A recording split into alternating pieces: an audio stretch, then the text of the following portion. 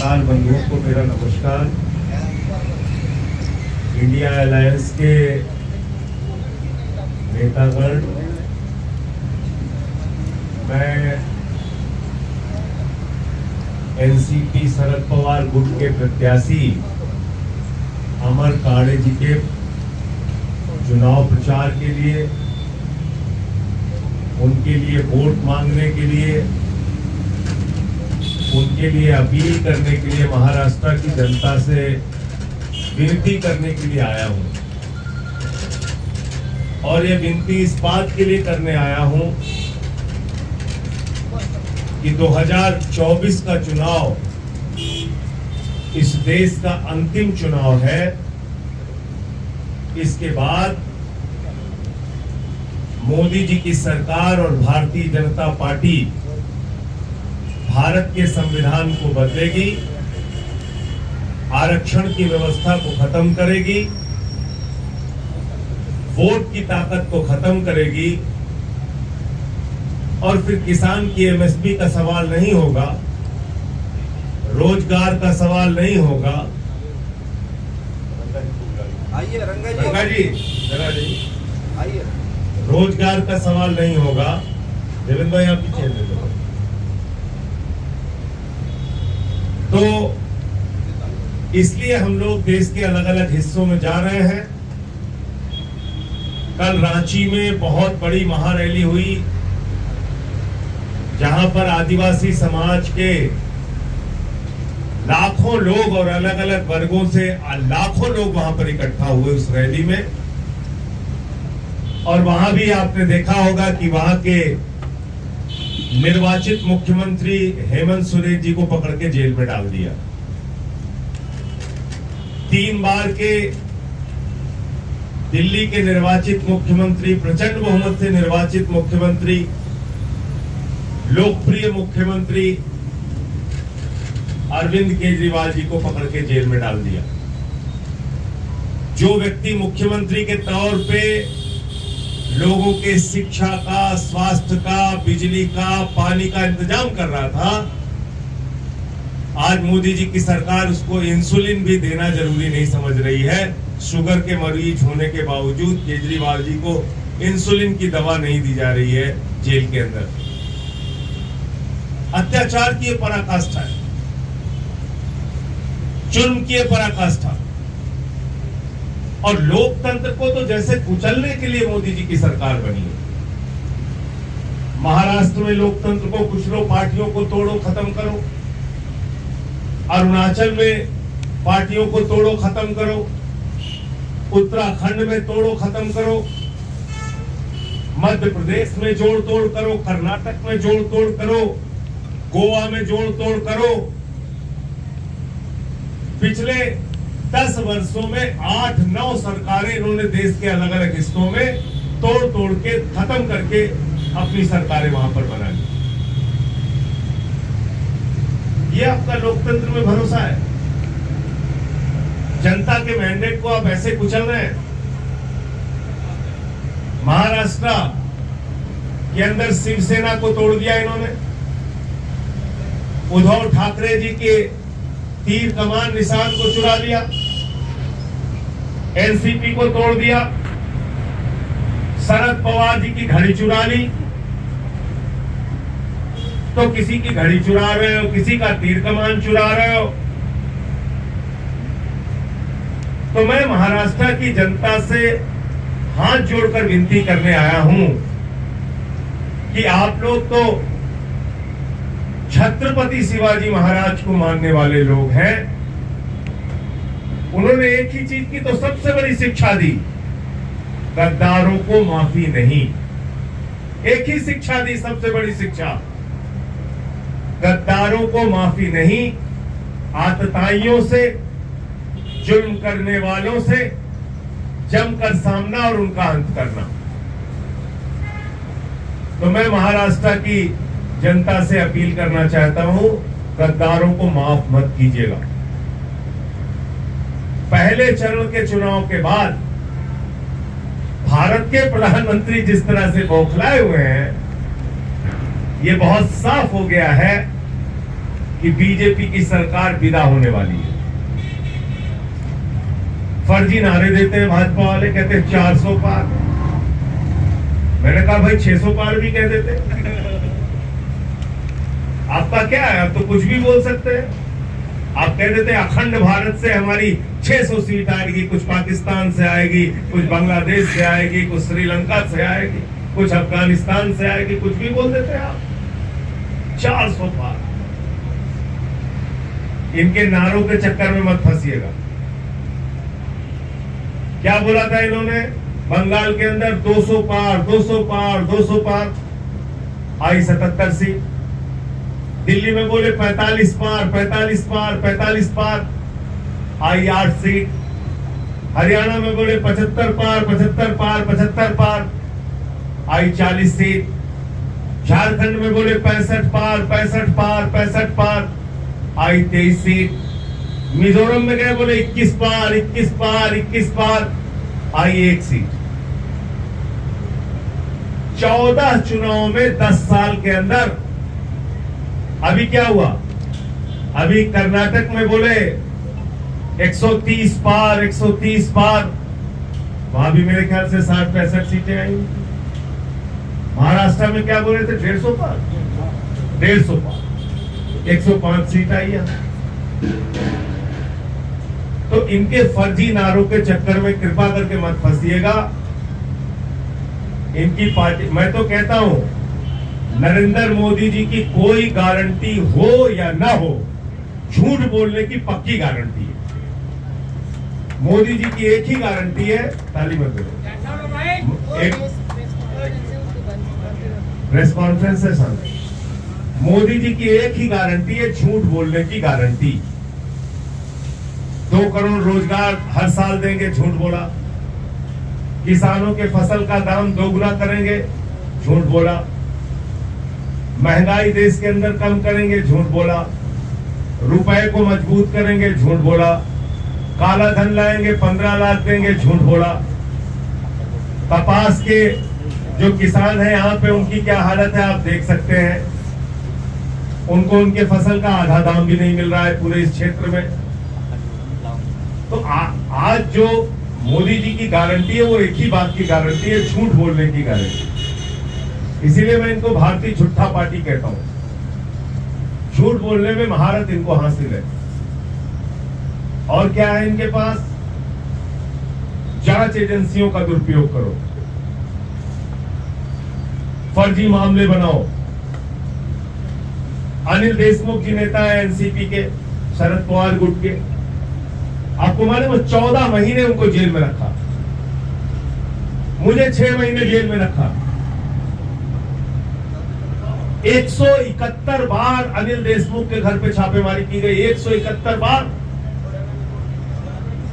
उनके 6 साल के घर में जो बच्ची थी, उनकी पौत्री थी, उनकी पौत्री से ईडी की अधिकारी कहती है, बेटा ये फोटो देखो, ये अंकल आए थे घर पे, आप ये कर रहे हैं। आप इस तरह से छोटे छोटे बच्चों को प्रताड़ित कर रहे हैं। ये हो रहा है यहाँ पे।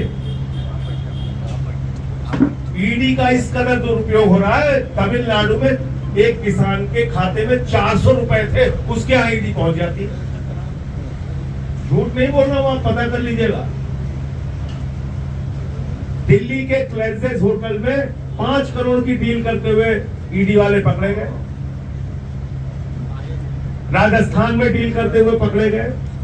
तमिलनाडु में कैश के साथ पकड़े गए।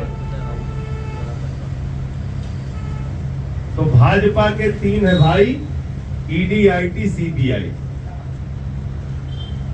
इन्हीं का इस्तेमाल करके पूरे देश में अपने डंडे का शासन चलाना चाहते हैं। और किसी भी संस्था में इनको यकीन नहीं है, याद रखिएगा। इलेक्टोरल बॉन्ड को भारत के मुख्य न्यायाधीश की अगुवाई में बने हुए 5 जजों की खंडपीठ ने कहा कि ये अनकॉन्स्टिट्यूशनल है। गलत तो नहीं बोल रहा हूं मैं? 5 जजों की खंडपीठ ने कहा कि इलेक्टोरल बॉन्ड जो है वो अवैधानिक है, असंवैधानिक है, इसके जरिए जो पैसा लिया गया है ये पूरी तरीके से गलत है। सारे नाम आप उजागर कीजिए। आप उस फैसले को नहीं मानते। प्रधानमंत्री खुद इलेक्टोरल बॉन्ड को डिफेंड कर रहे हैं। आपके सुप्रीम कोर्ट ने एक फैसला दिया कि साथ चुनाव आयोग की नियुक्ति में मुख्य न्यायाधीश भी रहेंगे। उस फैसले को आपने बदल दिया। 5 जजों की खंडपीठ ने फैसला दिया कि दिल्ली सरकार के पास अधिकार रहेंगे सर्विसेज के। उस फैसले को आपने बदल दिया। आज सर्वोच्च न्यायालय को भी नहीं मानते, लोकतंत्र को नहीं मानते, कॉन्स्टिट्यूशन को नहीं मानते। तो मैं महाराष्ट्र की जनता से अपील करने आया हूं, ये अंतिम चुनाव है। भारत का संविधान बदलेंगे। बाबा साहब डॉक्टर भीमराव अंबेडकर जी के द्वारा लिखा गया संविधान बदलेंगे और देश में वोट का अधिकार और आरक्षण का अधिकार ये लोग खत्म करेंगे। मैं ये पूरी जिम्मेदारी से बात कह रहा हूं। भागवत जी भी कह चुके हैं आरक्षण खत्म करना है, मोहन वैद्य भी कह चुके हैं आरक्षण खत्म करना है, बीजेपी के तमाम नेता कह चुके हैं आरक्षण को खत्म करना है। और इस चुनाव में भाजपाई एक ही प्रचार कर रहे हैं। अनंत हेगड़े पूर्व केंद्रीय मंत्री बोले 400 सीट दे दो, संविधान बदलना है। लल्लू सिंह बीजेपी के अयोध्या से सांसद 400 सीट दे दो, संविधान बदलना है कह रहे हैं। ज्योति मिर्धा राजस्थान से भारतीय जनता पार्टी की सांसद की प्रत्याशी कह रही है 400 सीट दे दो, संविधान बदलना। अभी तो अरुण गोविल ने कह दिया मेरठ में, जो सीधे तौर पे मोदी जी के प्रत्याशी हैं, उन्होंने कह दिया 400 सीट चाहिए इसलिए कि संविधान बदलना है। तो जब तक हम इंडिया गठबंधन वाले हैं, भारत के संविधान को बदलने की कोई कोशिश करेगा तो उसके खिलाफ सामने आकर पूरी मजबूती से हर स्तर पे जो भी चुनौती होगी उसको स्वीकार करेंगे, लेकिन देश का संविधान बदलने नहीं देंगे। इस क्षेत्र के लोगों से, आप लोगों के माध्यम से मैं अपील करना चाहता हूं, हाथ जोड़कर विनती कर रहा हूं। अमर काड़े जी जो इंडिया गठबंधन के प्रत्याशी हैं, एनसीपी शरद पवार गुट के, उनको वोट कीजिए, उनको जिताइए, उनको संसद में पहुंचाइए, अपने संविधान को, अपने अधिकार को और भारत के लोकतंत्र को बचाइए। इतनी ही बात मुझे कहनी थी। आपका कोई प्रश्न हो तो आप पूछ सकते हैं। बीजेपी पक्ष के जो नेता हैं राज्य तरस, उनका कहना है कि जो अभी मोदी जी की सभा जो अभी हुआ है उनकी करिश्माई से मैं जीत कर आऊंगा, ऐसा भी उनका मानना है। आप क्या कहते हैं? तो मैडम वो नवनीत राणा का भी बयान आपने सुना होगा। वो तो बीजेपी की कैंडिडेट ही कह रहे हैं मोदी जी की अब कोई हवा नहीं, सारी हवा निकल चुकी है। बीजेपी के कैंडिडेट कह रहे हैं कि अब मोदी जी की कोई हवा नहीं है, उनके नाम पर वोट नहीं पड़ रहा। तो और मैंने जैसा आपको कहा, मोदी जी की झूठ बोलने की जो गारंटी है उसके कारण ये हो रहा है। 2014 के बाद तो उन्होंने एक मोदी वॉशिंग पाउडर निकाल रखा है, जो उनके साथ शामिल हो जाता है वो राजा हरिश्चंद्र हो जाता है। जो जितना बड़ा भ्रष्टाचारी वो उतना बड़ा पदाधिकारी। दूसरों को भ्रष्टाचार पे पकड़ रहे हैं। आपके संजय सिंह जी, आपके कुछ सहकारी बोल रहे हैं कि जो ईवीएम सिस्टम है, ये ईवीएम सिस्टम को तोड़ के फिर से सत्ता पे आने के चांसेस है। तो एक मिनट, अगर ऐसा वो कहते हैं आपके सहकारी तो देश में अराजक फैलेगा। आपका ये सिस्टम में इम्पार्शियल है करके विश्वास है या नहीं? देखिए, एक नहीं अनेक बार खुद जब चुनाव आयोग के अधिकारियों ने कई बार ईवीएम को चेक किया है, कैमरे के सामने चेक किया है। मध्य प्रदेश की घटना आपको याद होगी, वोट डाल रहे थे किसी और पार्टी को, जा रहा था भाजपा को। ये हुई है घटनाएं। तो ईवीएम को लेके समय समय पर इंडिया गठबंधन के लोगों की चिंता रही है, लेकिन उस पर जो भी फैसला लेना है माननीय सर्वोच्च न्यायालय को लेना है। वहां पर मामला विचाराधीन है। और हम तो सिर्फ इतनी बात कह रहे हैं, भारत दुनिया का सबसे बड़ा लोकतंत्र है। 3 दिन 4 दिन अगर लगता भी है तो कोई फर्क नहीं पड़ता। जितनी ईवीएम की पर्चियां हैं वीवीपैट की, उसकी काउंटिंग करा दीजिए, क्या दिक्कत है? हम तो सिर्फ काउंटिंग की मांग कर रहे हैं। जो वीवीपैट की पर्ची है उसकी काउंटिंग हो जाए बस। अब माननीय सर्वोच्च न्यायालय को उस पर फैसला देना है। संजय सिंह जी, ये एक सवाल था कि इंडिया अलायंस जो है कहाँ तक पहुंचेगी, ऐसा आपको लगता है, और आपका कितना उससे कॉन्ट्रीब्यूशन रहेगा? देखिए, मुझे तो जहां भी बुलाया जा रहा है मैं जा रहा हूँ।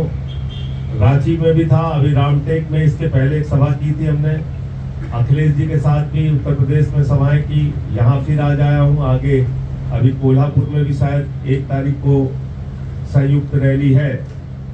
इंडिया गठबंधन की सरकार बनने जा रही है और मोदी जी की सरकार वापसी जा रही है, और पहले ही चरण के बाद भारत के प्रधानमंत्री की बौखलाहट इस बात का सीधा संदेश है कि मोदी जी चुनाव हार रहे हैं।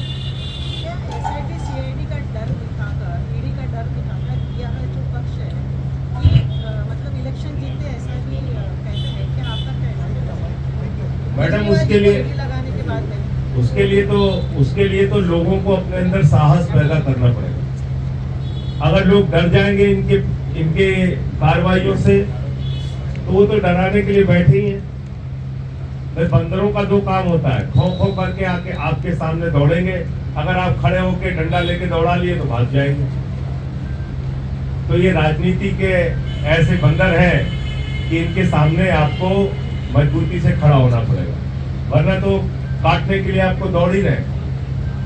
आप क्यों डर रहे हैं? इतना ज्यादा भी डरने की क्या बात है?